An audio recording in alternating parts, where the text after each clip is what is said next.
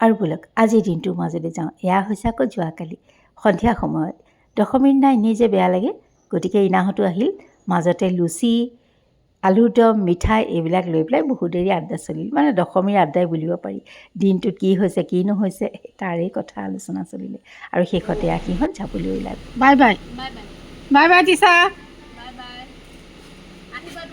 আহিম আহিম। আৰু সেয়া সিহঁত যাবলৈ ওলাল। অকণ বৰষুণো কিনকিনাইছিলে। Hello' everyone, welcome back to my another blog. আজি হৈছে শুক্ৰবাৰ আৰু এতিয়া বাজি গৈছে আবেলি 4টা। এইটো এডিটিঙৰ টাইমহে দেই। এয়া হৈছে আজি ৰাতিপুৱা। এওঁ যাবলৈ ওলাইছে ৰাতিপুৱাতে মানে গুৱাহাটীৰ বাহিৰলৈ অফিচৰ কামত।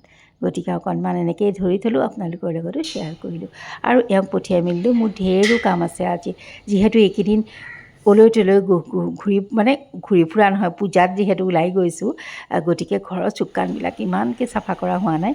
ভাবিছোঁ যদি সময় হয় কৰি লওঁ। আৰু এইকেইদিন যিহেতু দিদিও অহা নাই, গতিকে সাৰা মোচা মোৰ লগতেই পৰিছে, মোৰ হাততেই পৰিছে।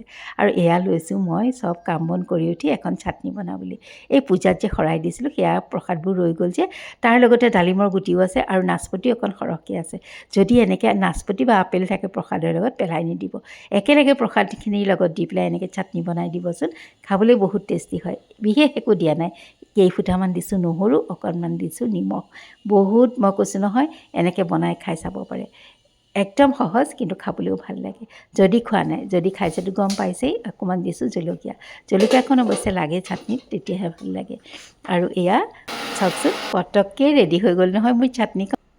আৰু চিম্পুল যদিও এই চাটনিখন খাবলৈ কিন্তু বিৰাট টেষ্টি হয়। অকণমান দেখাই দিলোঁ, যিসকলে খাইছে গমটো পাইছেই। অকণমান মই নেমু ব্যৱহাৰ কৰিছোঁ দেই, টেঙাটো অকণ কম হৈছিল। আৰু এয়া খায়ো দেখাইছে, একেবাৰে টেষ্টি দেই। আৰু এইবাৰ লৈছোঁ কেৰাহীটো পাতি। ব'লক কিবা অকণমান ভাজি, ৰাতিপুৱাৰো ভাজি এখন আছে আৰু লগতে আৰু কিবা এখন ভাজি লওঁ। ইয়াৰ তেলতে অকণমান মই জিৰা ফুটাই পিঁয়াজ দি দিছোঁ আৰু অকণমান মই ভেন্দি আৰু আলু ফালি ফালি থৈছিলোঁ, তেনেকৈয়ে ভাজিবলৈ লৈছোঁ। অকণমান দেখাই দিছোঁ কিয় জানেনে, এই যে ইয়াত ভেন্দি ভাজিখনৰ অকণ বিজলুৱা ভাৱ এটা থাকে, সেইটো সহজতে নোহোৱা কৰিবলৈ অকণমান নেমু ব্যৱহাৰ কৰিছোঁ। সেইকাৰণে অকণমান দেখায়ো দিলোঁ। আৰু তাৰপাছতে এইফালে মই কুকাৰটোত লৈছোঁ কেইটামান কণী।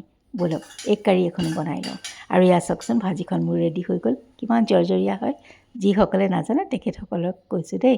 অকণমান যদি বিচাৰে নেমু ব্যৱহাৰ কৰি চাব পাৰে। আৰু এয়া লৈছোঁ মই অকণমান জিৰা, ধনিয়া, জালুক আৰু লগতে দিছোঁ অকণমান মই পিঁয়াজ, তাৰপাছত নহৰু আৰু আলমণ্ড দুটামানো আছে দেই। আৰু লৈছোঁ এফাল বিলাহী। সেইটোৰ এটা পেষ্ট বনাই লওঁ। একো নাই, আপোনালোকৰ নিজৰ পচন্দ অনুসৰি মছলা অকণমান এনেকৈ পেষ্ট বনাই ল'ব পাৰে। আৰু এইখিনিও মোৰ কণীখিনিও ৰেডি হৈ গ'ল। মই বাকলি চাকলি গুচাই লৈছোঁ। আৰু এতিয়া ধুনীয়াকৈ বাকলি গুচাই সেইখিনিও মই ফ্ৰাই কৰি লওঁ। এয়া দেখিছেনে, হৈ গ'ল। গৰমে গৰমে গুচাইছোঁ একেবাৰে। আৰু ইয়াতে মই কেৰাহীটোত তেল দিছোঁ।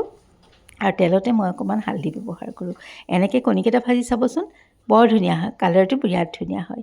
আৰু যদি এনেকৈ ভাজা নাই ভাজি চাব। আৰু যদিতো ভাজিছে গমটো পাইছে কিমান ধুনীয়া হয় ৰংটো। এই কণীকেইটাৰ ৰংটো ভাল হ'লে খাবলৈ কিন্তু বৰ টেষ্টি হয়। আৰু ব'লক এতিয়া ধুনীয়াকৈ কাৰীখনো বনাই লওঁ। একদম ইজি এখন কাৰী বনাইছোঁ কাৰণে অকণমান দেখাই দিছোঁ। মছলাখিনি ইয়াতে যি পেষ্ট বনাইছিলোঁ সেইবিলাক দি দিছোঁ। আৰু বিশেষ একো নাই, একদম ভালকৈ লৰাই আছোঁ। আৰু অকণমান ভজাৰ সময়তে অকণ মিট মছলাও ব্যৱহাৰ কৰিছোঁ। ইচ্ছা কৰিলে দিব পাৰে, ইচ্ছা নকৰিলে নাই। আৰু দেখিছেই নহয়, দালিতে দিয়া আলু এটাও আছিলে, তাকো টুকুৰা টুকুৰকৈ দি দিছোঁ। আৰু বেছিকৈও দিব পাৰে, মই পিছে আলুটো কমাই দিলোঁ দেই। আৰু এয়া তাৰপিছত উতলা পানী দি দিছোঁ। হৈয়ে গ'ল নহয় মোৰ এগ কাৰী।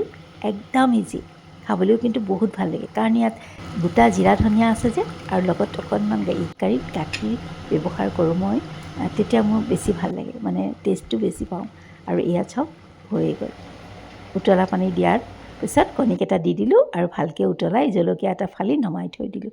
কচুৰি মেথি থাকিলে দিব পাৰে দেই। মোৰ পিছে আছিলে, পাহৰি থাকিলোঁ দিবলৈ। এডিটিঙৰ সময়তহে মনত পৰিলে, কচুৰি মেথি দিম বুলিছিলোঁ, পাহৰিয়ে গ'লোঁ। আৰু এয়া খায়ো দেখাইছোঁ, একেবাৰে টেষ্টি। আৰু ভাবিছোঁ আজি ব্লগটো বেছি দীঘলীয়া নকৰোঁ, তেন্তে আজিলৈ